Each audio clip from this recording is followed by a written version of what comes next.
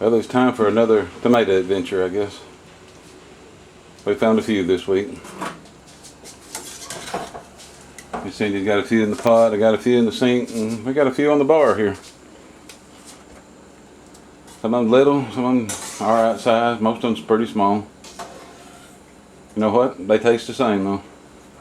They gonna make good goulash. Succotash. Goulash? We're gonna make succotash out of these. We're getting started here blanching them. We'll let you see what it looks like when we get done. Still says goulash. Well, the tomatoes has been blanched and peeled and ground and processed, and we've got a, I don't know, it's probably, I didn't measure it this time because this pot usually holds about 6 quarts at the top, so I'm guessing about 5.5 in it. I'm going to cook it down a little bit, make it about 5.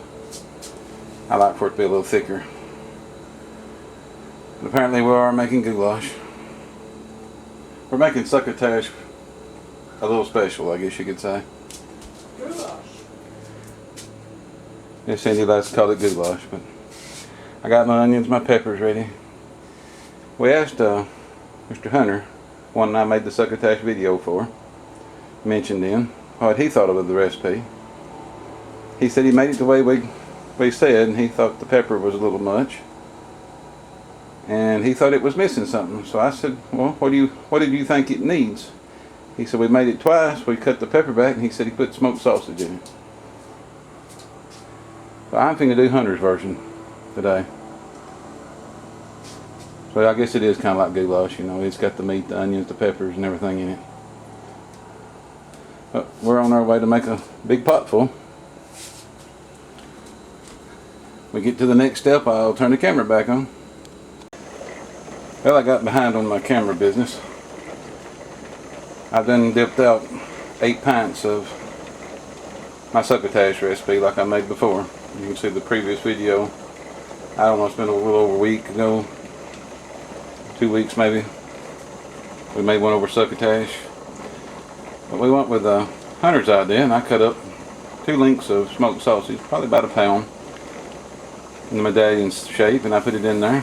And I was going to make some rice, put it over, because we're trying to watch what we eat. We don't need to be as big as we are. I thought, why am I cooking rice separate? Why don't I cook the rice in the juice of the succotash? Cindy wants goulash. Let's make goulash. And now I've got a cup of rice mixed in with all this. I left it kind of runny. I mean, I pulled most of the good stuff out and put it in the jars because I wanted to can it, and I knew it's got to cook for 55 minutes because it's got fresh corn in it.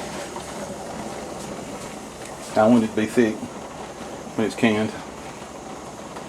This ought to be interesting. We'll have a play with this for too long. My canner's about ready to go up the pressure. Putting the weight on it now. Be back with you shortly. Well, here's our finished product. We've made 8 more pint jars of succotash. I took Hunter's advice. I put some smoked sausage in our succotash, and I put the rice I was going to put it over and just mixed it all in there and cooked it together. And I guess this is Deluxe Succotash, or we'll call it goulash for my wife. That's what she wanted. Unique, different. I ain't never done it this way, but it looks good and it tastes pretty good. It's a one-pot meal that way. Well, I hope you enjoyed this little adventure. A little more food for our pantry. A little food for supper tonight. Y'all have a good week. God bless.